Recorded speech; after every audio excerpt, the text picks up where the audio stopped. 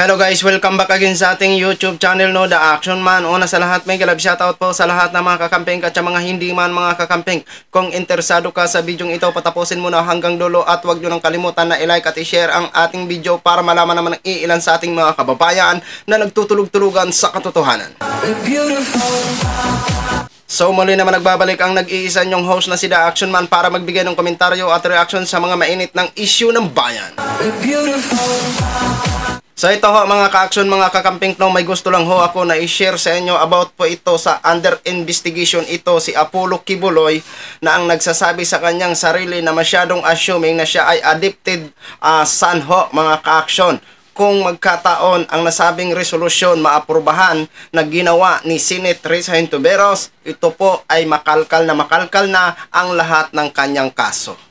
Diba? Bago ho tayo magtuloy-tuloy mga ka-action, mga kakampeng, panoorin na po natin ang nasabing statement ni Senadora Risa Hontiveros. Inihain ngayon sa Senado ang isang resolusyon na layong imbestigahan ang umano'y mga kasong kinasasangkutan ng religious group na pinangunahan ni Apollo Kibuloy. Sa ilalim ng Senate Resolution No. 884 ni Senator Risa Hontiveros, inatasan nito ang Committee on Women na kanyang pinamumunuan na imbestigahan ang sinasabing mga kasong kinakaharap ng religious organization. Kabilang narito ang umano'y large-scale human trafficking, rape at iba pang mga kaso ng karahasan. Naniniwala si Senator Hontiveros na ang isasagawang investigasyon ay makatutulong upang matukoy kung saklaw ba ng umiiral na human trafficking laws ang large-scale at systematic acts ng trafficking na umano'y tinatago sa likod ng religious organization. So yun na ho mga ka-action, no? Narinig na po natin ang mga kaso na kakaharapin ni Kibuloy kung magkataon itong resolution na to ay ma-approve. Human trafficking, rape, at iba pa. Kulang pa kahit siguro buhay pala ni Kibuloy, kulang pa ibayad dito eh. Di ba?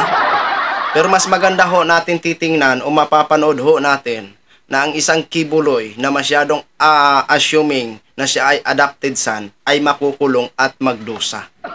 Di ba? Kung hindi ka man inuusig ngayon ng FBI, ngayon, papakialaman na lahat ng kaso mo ng gobyernong ito. Di ba?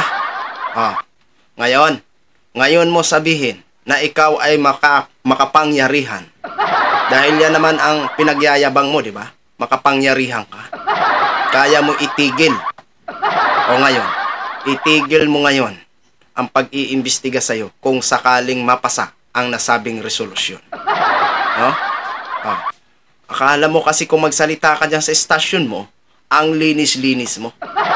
Diba?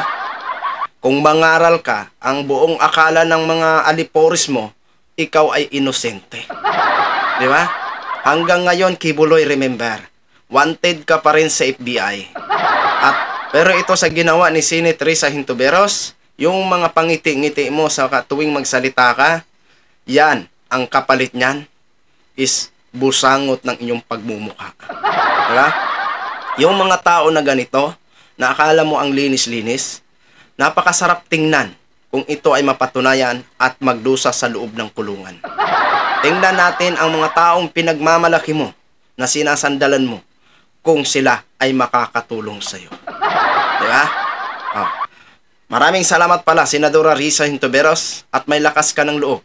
Nagbabanggain o iimbestigahan ang ganitong mga klaseng tao na wala nang ginawa kung hindi puro kahambugan. No? So, alam ho natin na ito si Kibuloy ay marami na itong kaso na dapat harapin.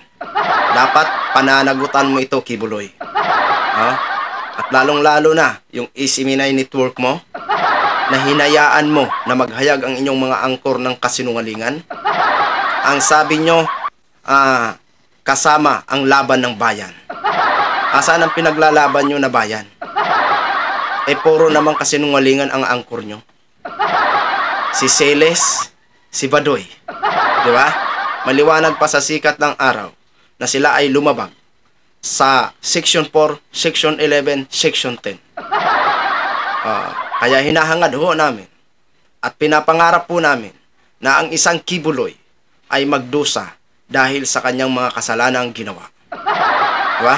So yun lang ho mga ka-action, mga kakamping knog, share ko lang ho sa inyo. Maraming salamat po sa ating mga viewers Luzon, Visayas at Mindanao all over the world. Ako po ang inyong lingkod, si The Action Man. Have a good day everyone.